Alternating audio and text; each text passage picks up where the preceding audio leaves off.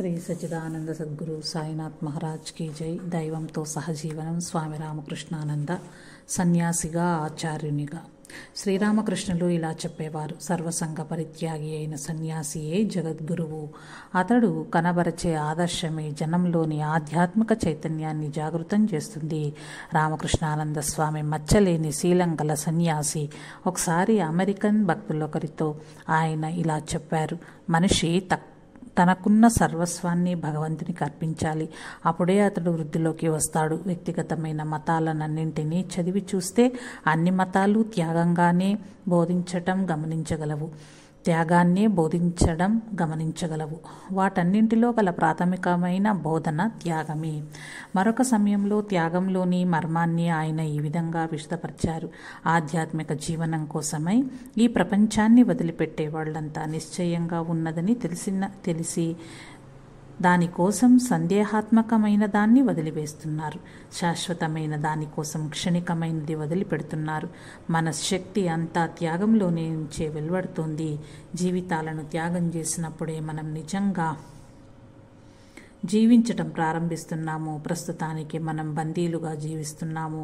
అప్పుడప్పుడు స్వేచ్ఛ అనేది ఒక మెరుపులా మనకు కనిపించవచ్చు. కానీ మనం ఏమాత్రం ఏమరపాటుగా ఉన్నా చాలు, ఈ ప్రపంచం వచ్చి మన నెత్తి మీద పడుతుంది. మనం బందీలుగా మ్రగ్గుతున్న గదుల్లోకి మనల్ని మళ్ళీ లాక్కుపోతుంది.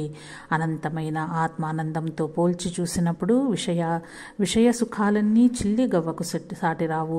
ఈ సత్యాన్ని తెలుసుకున్నవాడు మానవుడు ఐహిక ప్రపంచాన్ని త్యజించాలని కోరతాడు. ఈ త్యాగం అనేది కేవలం త్యాగం కోసం కాదు. ఈ ప్రపంచంలోని ఐహికమైన ఆనందం శూన్యమని, అంతకంటే ఉత్కృష్టమైన ఆనందాన్ని మరొకదాన్ని కనుగొన్నందున ఆ మహత్తరమైన ఆనందం కోసం అల్పమైన ఆనందాన్ని మానవుడు వదిలిపెడుతున్నాడు. ఈ ప్రాపంచిక సుఖాల్లోని ప్రయోజన శూన్యతను అర్థం చేసుకున్నవాడు ఉన్నతమైన ఆనందం వలన మాత్రమే అతడు సంతృప్తి చెందగలడు. మహత్తరమైన దానికోసం అల్పమైన దాన్ని వదిలిపెట్టడమే త్యాగం. స్వార్థపరత్వం అనేది పాపం. ఆధ్యాత్మిక మార్గంలో స్వార్థ రాహిత్యమే మొట్టమొదటి మైలురాయి. స్వార్థం నిండిన మనిషి సౌకర్యాలు అనుభవిస్తూ సుఖంగాను ఆరోగ్యంగాను జీవించవచ్చుగాక. కానీ సన్యాసి మాత్రం ఏనాటికి స్వార్థపరుడుగా ఉండజాలడు. స్వార్థం గురించి రామకృష్ణానంద స్వామి ఈ విధంగా చెప్పారు: మనం స్వార్థపరులుగా ఉన్నంత వరకు మనం చేసిన పని అంతా నిష్ఫలమే అవుతుంది. గంభీరమైన ఉపన్యాసాలు చేయవచ్చుగాక, పేరు ప్రఖ్యాతులు బాగా సముపార్జించవచ్చుగాక, కానీ అసలైన ఫలితం మాత్రం శూన్యమే. అయితే మనలో ఉండే ఈ స్వార్థం తొలగిపోయిన తక్షణమే మన నిజమైన కార్యక్రమం ఆరంభమవుతుంది. అప్పుడు మనం ఎక్కడికి కదలకుండా కూర్చోవచ్చు. అజ్ఞాతంగా ఎవ్వరికీ తెలియని జీవితం గడుపుతూ ఉండవచ్చు. కానీ అద్భుతమైన ఫలితాలను సాధించగలము. మన చేతిలో నుంచి అహాన్ని ఎప్పుడైతే వదిలిపెట్టి భగవంతునిలో జీవించటం సాగిస్తామో అప్పుడు మనకు అపారమైన శక్తి లభిస్తుంది. భగవంతుడొక్కడే వాస్తవమైన సత్తా ఉన్నవాడు. మిగిలినవన్నీ అవాస్తవికమైన ఈ విషయాల వెనుక వాస్తవంగా ఉన్న సత్యంగా భగవంతుడు విరాజిల్లుతూ ఉంటాడు. మాయ ఎదిరించటానికి అలవి కానిది. ఈ మాయే మనలను స్వార్థపరులుగా చేస్తుంది. భగవంతుడు మనలను అనుగ్రహించినప్పుడు మాత్రమే మనం ఈ మాయా అనే పరదాను తొలగించి భగవంతుణ్ణి దర్శించగలము. అప్పుడు మనలో స్వార్థం పూర్తిగా కనుమరుగై తొలగిపోతుంది. స్వార్థపరత్వం అనే మాటను మనం కొన్నిసార్లు సక్రమంగా అర్థం చేసుకునటం లేదు. ఆత్మ అనగా శరీరం అని కానీ, లేక పరిమితమైన అహంకారమని కానీ భావించి ఆ ఆత్మ కోసం నేను పాటుపడుతూ ఉంటే, ప్రాకులాడుతూ ఉంటే అప్పుడు నేను స్వార్థపరుణ్ణి. కానీ ఈ భౌతిక శరీరానికి ఆవల మరొక ఆత్మ ఉంది. ఆ పరమాత్మ కోసమని నేను ఏం చేసినా అది భగవంతుణ్ణి పూజించటమే అవుతుంది.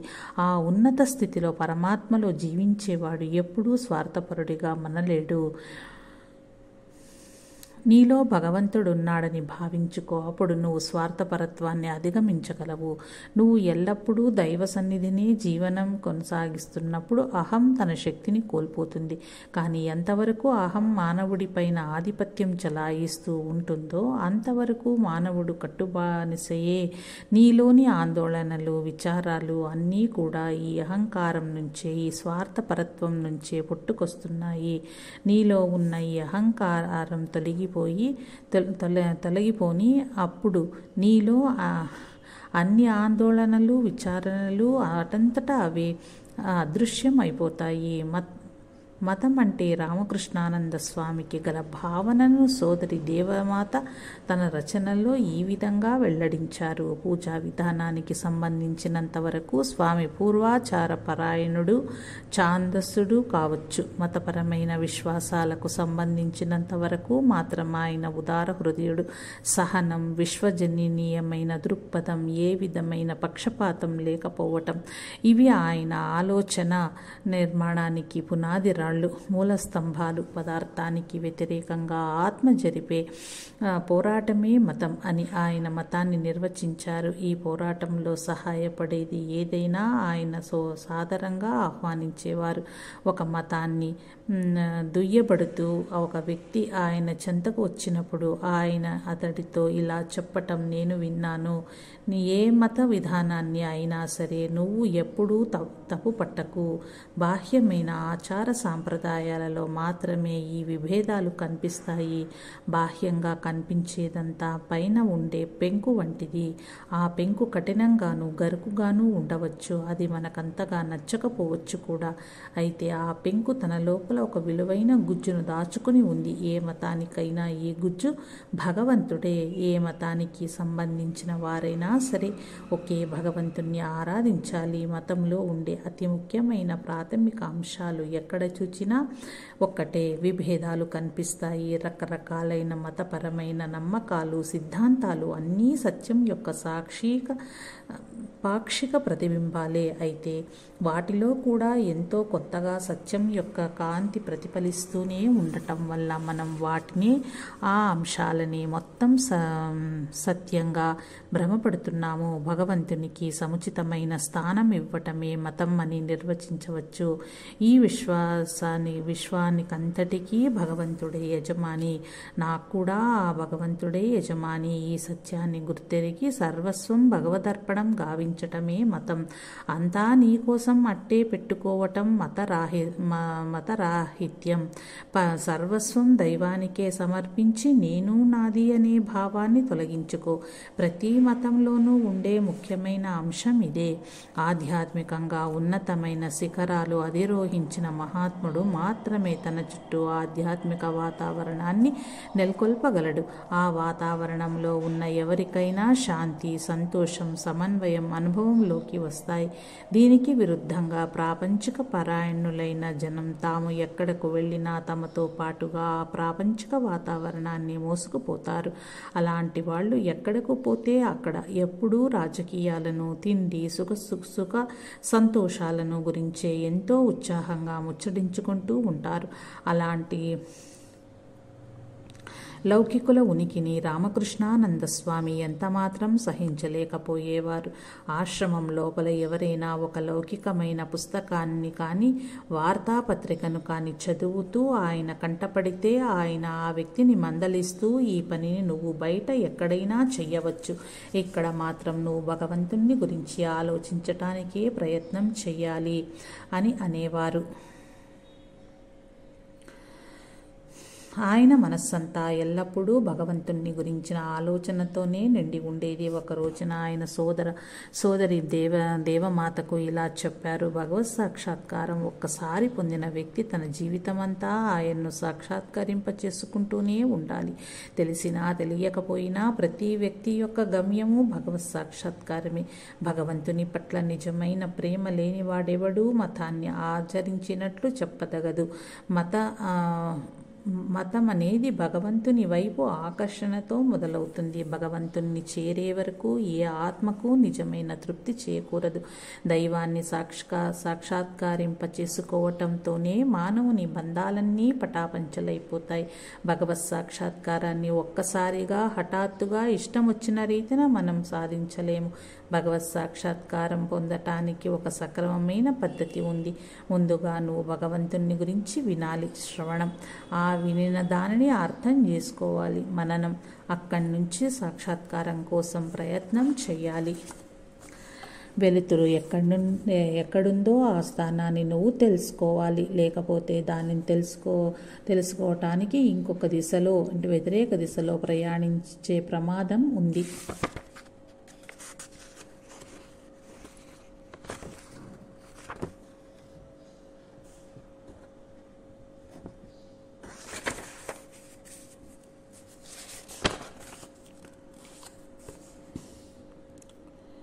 అటు తరువాత ఇదంతా ఏ విధంగా సాధించాలో ఒక సద్గురువు ముఖత వినాలి. పిమ్మట అదేమిటో నువ్వు స్పష్టంగా అర్థం చేసుకోవాలి. అర్థం చేసుకున్న తర్వాత సాక్షాత్కారం లభిస్తుంది. భగవత్ సాక్షాత్కారం పొందటానికి పరిశుద్ధమైన మనస్సు ఎంతో అవసరం. నిష్కామ కర్మ ద్వారా మనస్సు పవిత్రమవుతుంది. నిష్కామ కర్మ లేక కర్మయోగం జనానికి ఒక్కోసారి సరిగ్గా అర్థం కాదు. దీన్ని వివరించటానికి ఒక రోజున రామకృష్ణానంద స్వామి సోదరి దేవమాతతో ఇలా చెప్పారు. ఇతరుల కోసం పనిచేయటం అంటే అది మనల్ని మనం పరిశుద్ధం చేసుకోవటమే. క్రిందకు దిగజారే దుస్థితి నుంచి, స్వార్థపరత్వం నుంచి పైకి ఎదగాలి అంటే ఇతరులకు సేవలు అనరించాలి. అవసరంలో ఉండి సహాయం అర్థించే వారికి మనం కృతజ్ఞులం అయి ఉండాలి. ఎందుకంటే మనల్ని మనం సమర్థించుకోవటానికి వాళ్ళు ఒక మంచి అవకాశం కల్పిస్తున్నారు. ఇతరులకు చేసే సేవ వల్ల మనకు వనగోరే సత్ఫలితం అంతా ఇదే. మనల్ని మనం సముద్ధరించుకుంటున్నాము. వేదాంత శాస్త్రం ప్రకారం అండాండం పిండాండం వేర్వేరు కావు. స్థూల ప్రపంచం, సూక్ష్మ ప్రపంచం ఈ రెండూ ఒకే పదార్థం నుంచి ఉత్పన్నమైనాయి.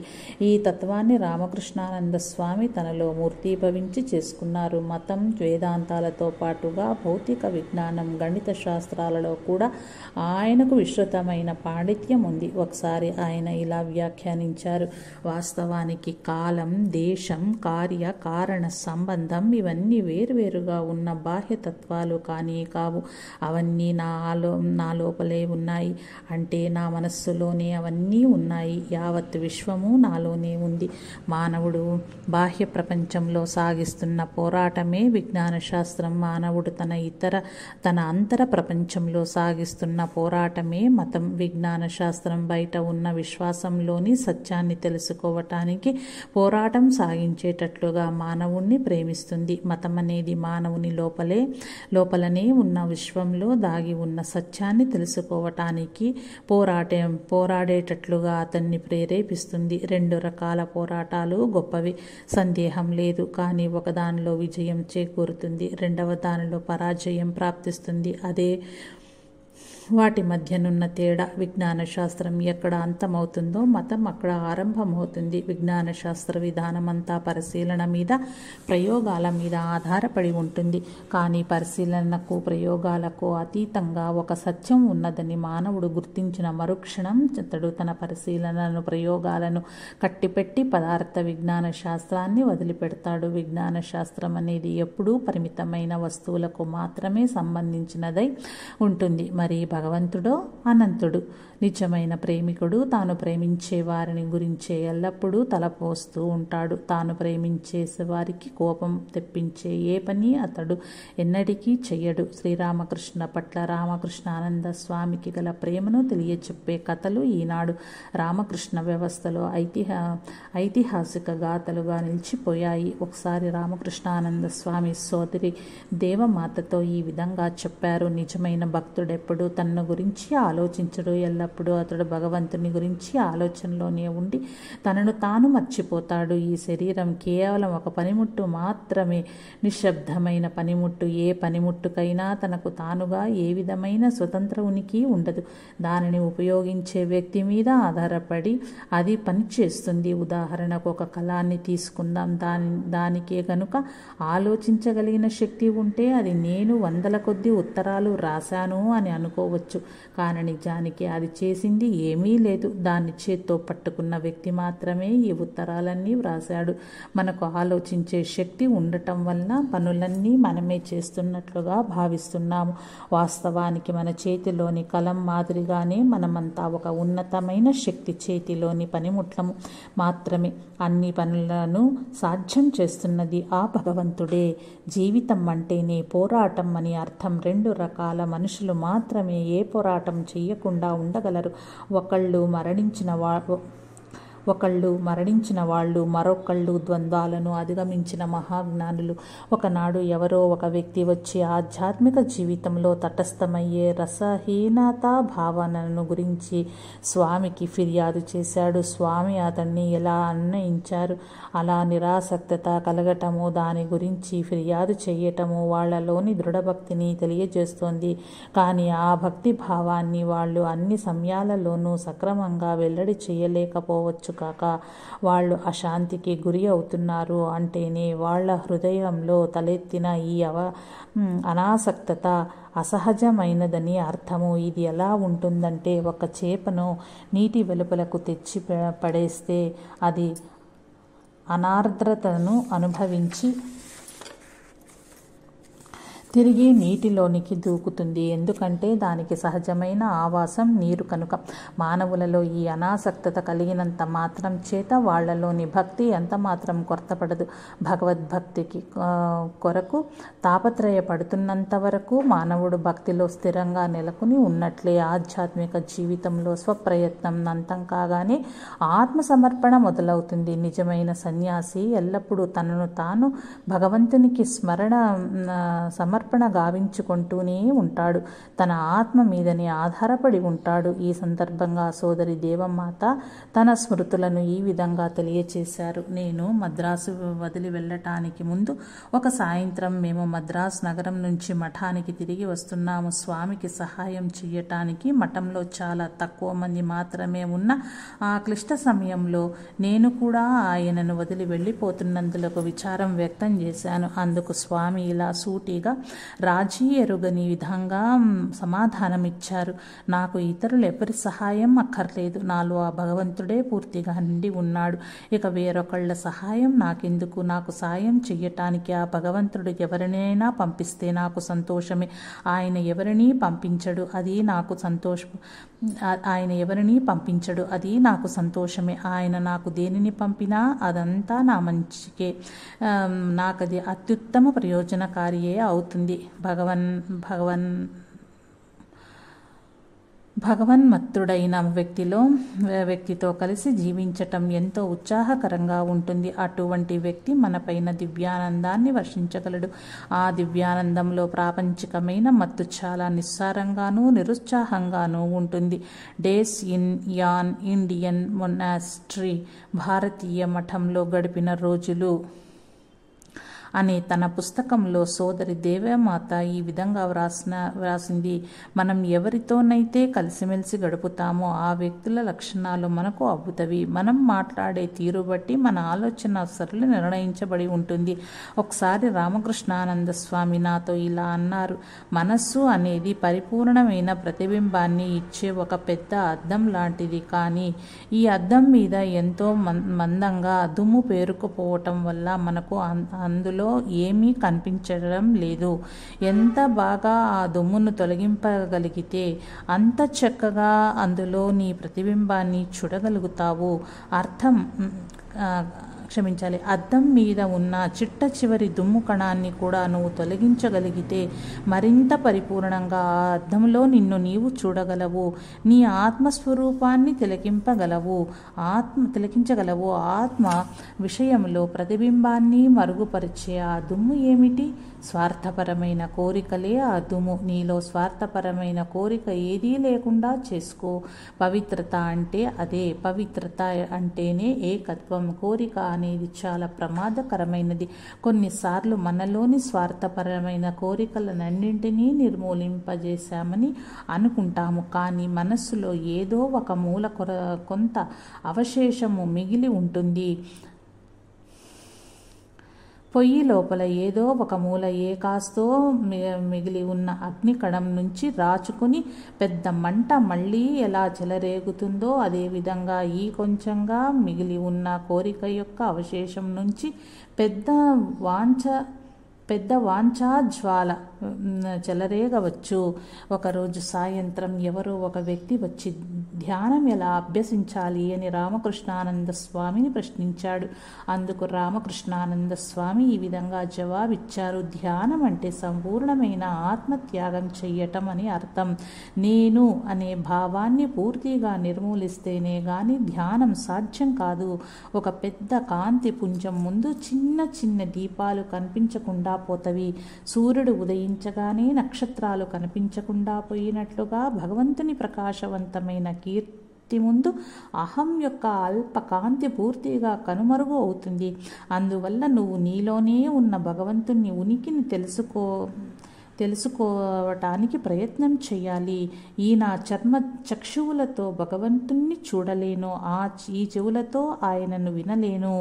అలాంటప్పుడు ఆయనను తెలుసుకోవటం ఎలా అని నువ్వు అడగవచ్చు. భౌతికమైన ఇంద్రియాల ద్వారా నువ్వు భగవంతుణ్ణి ఎన్నటికీ తెలుసుకోలేవు. సృష్టికర్తను చేరాలనుకుంటే నిన్ను సరాసరి సృష్టి వద్దకు తీసుకుపోయే ఈ ఇంద్రియాలనే పరికరాలుగా చేసుకుని నువ్వు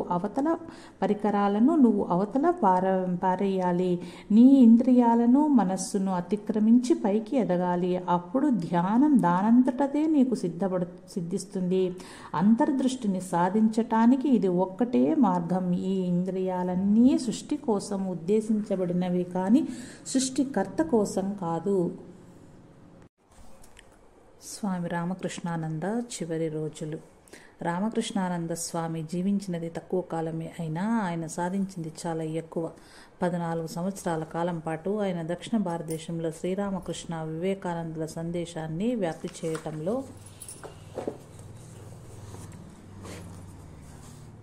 నిర్విరామంగా ఎంతో శ్రమించారు. ఈ కార్యనిర్వహణలో ఆయన తన జీవితాన్ని, శక్తిని కర్పూరంలాగా త్వరగా కరిగించారు. దివ్యజనని శారదాదేవి కలకత్తా వెళ్లిన తర్వాత 1911 సంవత్సరం ఏప్రిల్ నెలలో రామకృష్ణానంద స్వామి మధుమేహం, క్షయవ్యాధులతో తీవ్రంగా జబ్బుపడ్డారు. ఈ విధంగా తన శరీరం శిథిలం కావటానికి కారణం మద్రాసు జీవితం చాలా కఠినంగా ఉండటమేనని స్వామియే వెల్లడించారు. శక్తికి మించి అతిగా పనిచేయడం, సక్రమమైన ఆహారం లభించకపోవటం, ఈ రెండు ఒకదానికోటి తోడు కావటంతో ఆయన విపరీతంగా శ్రమించి తన చావును తానే కోరి తెచ్చుకున్నట్లయింది.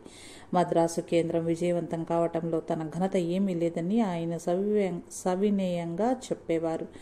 ఈ విషయంలో ఆయన ఎప్పుడు ఇలా చెప్పేవారు: అందులో నా గొప్పతనం ఏమీ లేదు. దక్షిణ దేశంలో నేను చేసిన కృషి సఫలం కావటానికి గురుదేవుల అనుగ్రహం, స్వామీజీ మార్గనిర్దేశకత్వం, ఈ రెండే ముఖ్య కారణాలు. భక్తుల కోరిక మేరకు వాతావరణంలో మార్పు కోసం, విశ్రాంతి కోసం రామకృష్ణానంద స్వామి బెంగళూరు ఆశ్రమానికి మారారు. బెంగళూరులోని ఆహ్లాదకరమైన వాతావరణం కూడా దురదృష్టవశాత్తు స్వామి ఆరోగ్యాన్ని మెరుగుపరచలేకపోయింది. స్థానిక వైద్యులు ఆయన వ్యాధిని త్వరితగతిని వృద్ధి చెందుతున్న క్షయవ్యాధిగా నిర్ధారించారు. మరింత మెరుగైన చికిత్స కోసం కలకత్తాకు వెళ్లవలసిందిగా బ్రహ్మానంద స్వామి, శారదానంద స్వామి ఆయన్ను కోరారు. రామకృష్ణానంద స్వామి 1911 సంవత్సరం జూన్ నెలలో బెంగళూరు నుంచి బయలుదేరి మద్రాసు మీదుగా కలకత్తాకు ప్రయాణమై వెళ్లారు. ఆ సమయంలో బ్రహ్మానంద స్వామి పూరి క్షేత్రంలో ఉన్నారు. రామకృష్ణానంద స్వామి కలకత్తాకు ప్రయాణిస్తున్న సంగతిని తంతి ద్వారా తెలుసుకున్న బ్రహ్మానంద స్వామి జబ్బుతో బాధపడుతున్న సోదర శిష్యుని చూడటానికి కుర్దార్ రోడ్డు వద్దనున్న రైల్వే జంక్షన్కు చేరుకున్నారు. రైలు బండి స్టేషన్లోకి రాగానే బ్రహ్మానంద స్వామి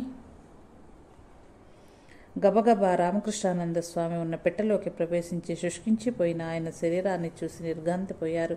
బ్రహ్మానంద స్వామి తన సోదరునితో ఇలా అన్నారు: శశి, ఏమిటిది? దానిని వదిలించుకో, వ్యాధిని వదిలించుకో. రామకృష్ణానంద స్వామి ఆయన ముందు సాగిలపడి, రాజా, నీ ఆశీస్సుల వల్ల మాత్రమే అది సాధ్యమవుతుంది అన్నారు. వైద్యుల సలహాను ఖచ్చితంగా పాటించమని బ్రహ్మానంద స్వామి రామకృష్ణానంద స్వామిని హెచ్చరించారు. ఇదే వారిరువురి మధ్య జరిగిన ఆఖరి సమావేశం.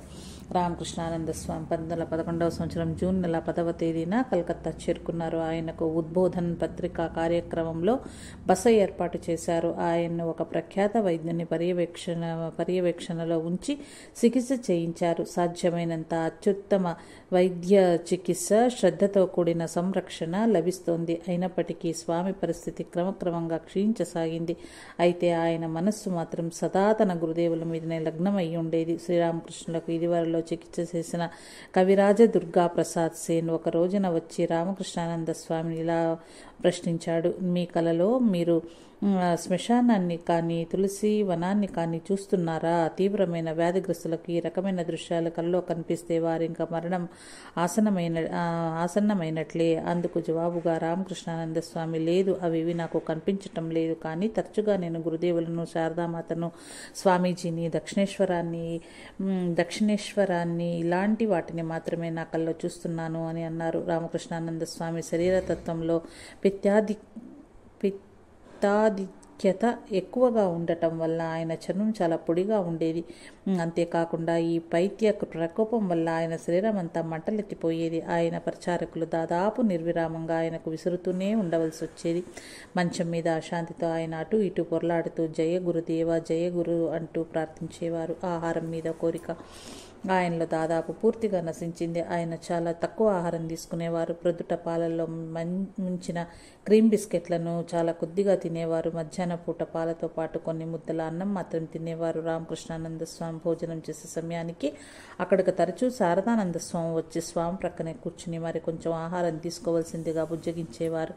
ఒక రోజున శారదానంద స్వామితో రామకృష్ణానంద స్వామి ఈ విధంగా అన్నారు: సోదరా శరత్, నా తిండి క్రమక్రమంగా తగ్గిపోతోంది. ఆ జగన్మాత నన్ను ఏం తినటానికి అనుమతించటం లేదు. అందుచేత నేను అన్నం తినేటప్పుడు ఇక్కడకు వచ్చి నువ్వు అనవసరంగా శ్రమ పడవద్దు. ఈ సమయంలో ప్రేమానంద స్వామి రామకృష్ణానంద స్వామిని చూడటానికి తరచూ వస్తూ ఉండేవారు. ఒక ఉదయం ప్రేమానంద స్వామి వచ్చి రామకృష్ణానంద స్వామికి చేయవలసిన పరిచర్యలను గురించి అక్కడి పరిచారకులకు కొన్ని సూచనలు ఇచ్చారు. ఇది రామకృష్ణానంద స్వామికి నచ్చలేదు.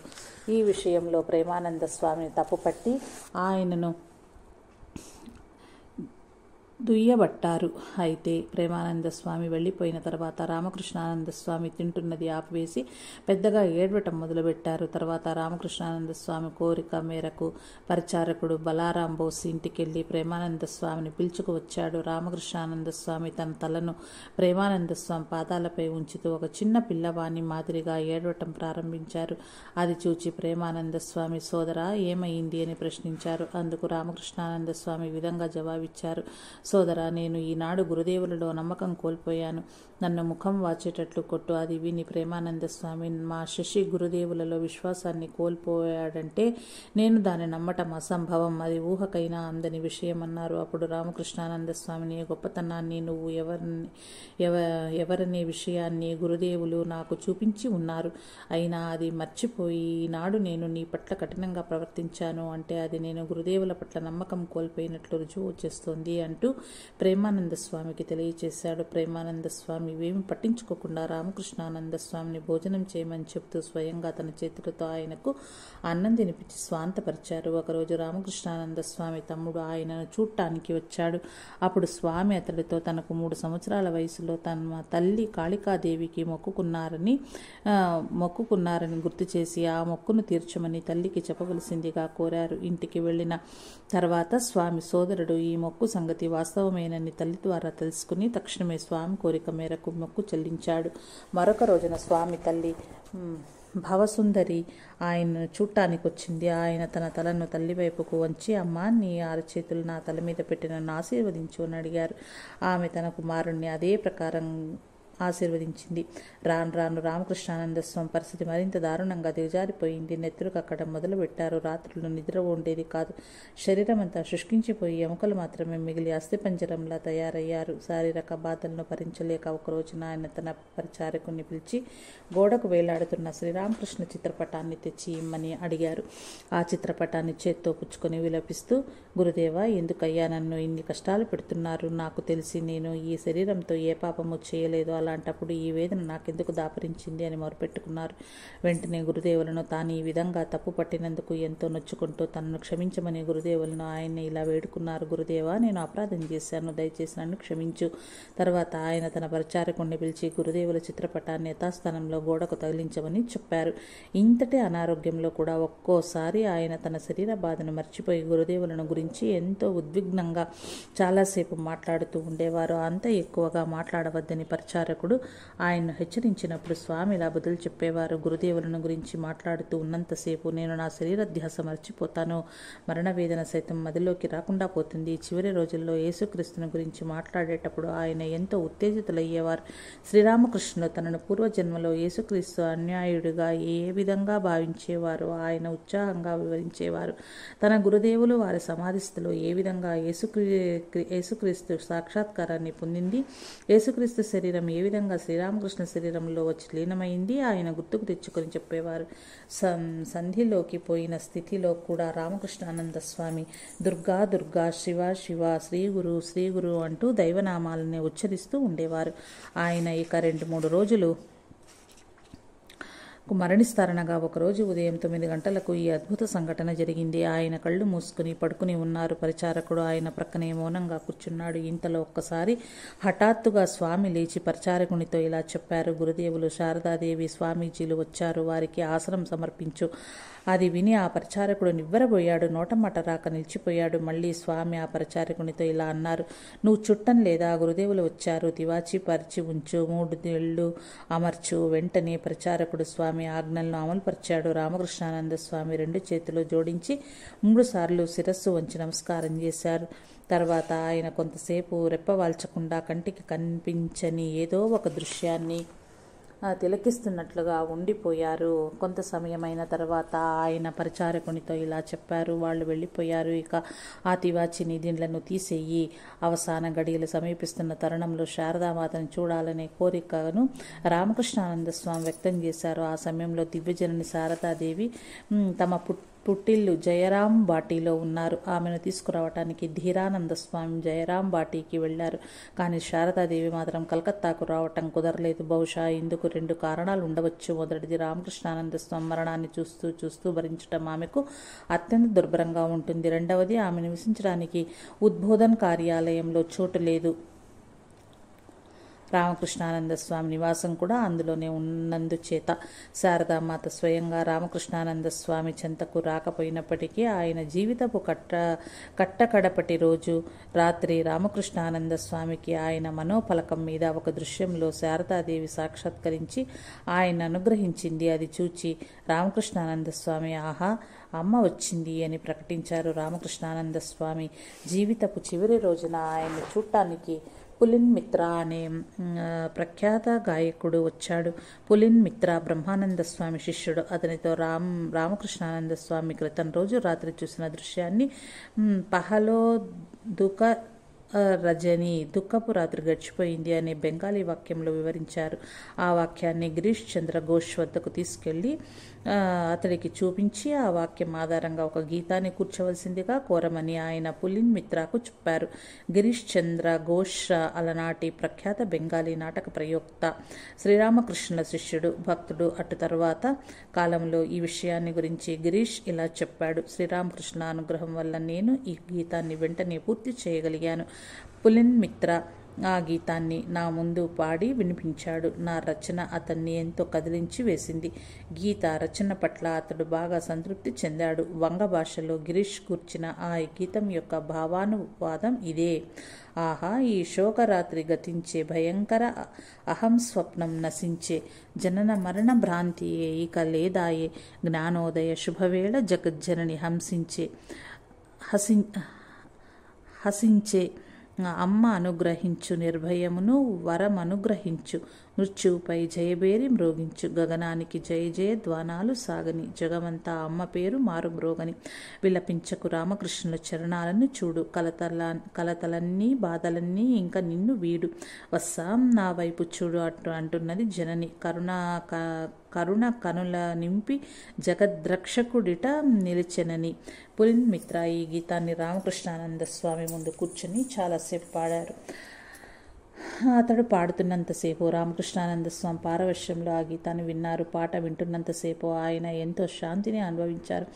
తాను చూసిన దృశ్యంలో ఈ పాట సరిపోయినందున ఆయనకు శాంతి చేకూరింది. ఈ పాట పాడటం పూర్తయిన తర్వాత వివేకానంద స్వామి వ్రాసిన ఏ సాంగ్ ఆఫ్ సమాధి గీతం అని కూడా వినాలని స్వామి కోరారు. పులిన్ మిత్ర ఆ పాటను కూడా పాడి వినిపించాడు. రామకృష్ణానంద స్వామి ఆనాడు ఉదయం అంతా ఒకానొక పారవశ్య స్థితిలో ఉన్నారు. డాక్టర్ జేఎస్ కంజీలాల్ స్వామిని పరీక్షించి ఆయన పరిస్థితి కొంచెం మెరుగ్గా ఉన్నట్లు చెప్పారు. గురుదేవులకు నివేదించిన తీర్థాన్ని ఆయన కొద్దిగా సేవించారు. జీవితంలో ఆఖరి 3 గంటల్లో ఆయన సమాధి స్థితిలోనే ఉన్నారు. మధ్యాహ్నం 1 గంటకు ఆయనకు చెమటలు పోయసాగాయి. ముఖమంతా ఎర్రబారి ఉబ్బింది. ఆయన శరీరంలోని వెంట్రుకలన్నీ నిక్కబడుచుకున్నాయి. ఆయన దృష్టి భూమధ్యం వద్ద కేంద్రీకృతమైంది. సమాధి స్థితిలో ఉండగానే 1911వ సంవత్సరం ఆగస్టు 21వ తేదీ సోమవారం మధ్యాహ్నం 1:10 రామకృష్ణానంద స్వామి తన భౌతిక శరీరాన్ని త్యజించారు. సోదర శిష్యులు ఇతర సన్యాసులు కలిసి శ్రీరామకృష్ణ నామస్మరణ ప్రారంభించారు.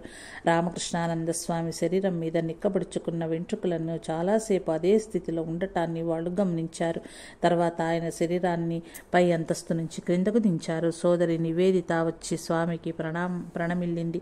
ఆయన శరీరాన్ని పువ్వులతోనూ పూలదండలతోనూ అలంకరించి ఊరేగింపుగా తీసుకెళ్లారు. పరిసర వాతావరణమంతా పూలు, సుగంధ ద్రవ్యాలు, ఆగరు వాసనలతో నిండిపోయింది. ఒక భజన బృందం ఈ ఊరేగింపుకు ముందు సంకీర్తన చేస్తూ నడిచింది. ఈ ఊరేగింపు మొట్టమొదట కాశీపూర్ ఉద్యాన గృహం వద్ద కొంచెంసేపు ఆగింది.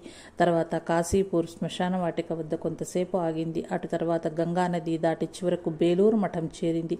వివేకానంద స్వామి దేవాలయానికి ఆగ్నేయ మూల గంగ ఒడ్డున రామకృష్ణానంద స్వామి పార్థివ శరీరం అగ్నికి ఆహుతి గావించబడింది. రామకృష్ణానంద స్వామి మరణించిన సంగతి శారదాదేవికి చేరగానే ఆమె నీళ్లు నిండిన కళ్లతో అయ్యో శశి వెళ్ళిపోయాడు, నా వెన్ను విరిగిపోయింది అంటూ వ్యాఖ్యానించారు.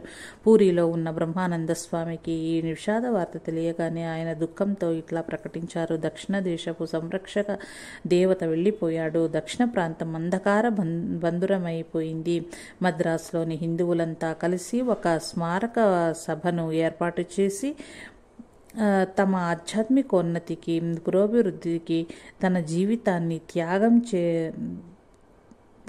త్యాగం అందించిన రామకృష్ణానంద స్వామికి ఘనంగా నివాళులు అర్పించారు. ఈ సందర్భంగా సోదరి దేవమాత ఈ క్రింది విధంగా వ్రాసింది. ఇక్కడున్నది నేను కాదు, యేసుక్రీస్తు నాలో జీవిస్తున్నాడు అంటూ సెయింట్ పాల్ మహాశయుడు గెలాషియన్లకు రాసిన లేఖలో ప్రకటించారు. ఈ వివరణ రామకృష్ణానంద స్వామికి తన పట్ల, తన గురుదేవుల పట్ల గల అభిప్రాయానికి సంపూర్ణంగా సరిగ్గా నప్పుతుంది. ఆయనకు సంబంధించిన వరకు ఆయన మరణించారు. శ్రీరామకృష్ణుల్లో మాత్రమే ఆయన జీవించి ఉన్నారు. జై రామకృష్ణ.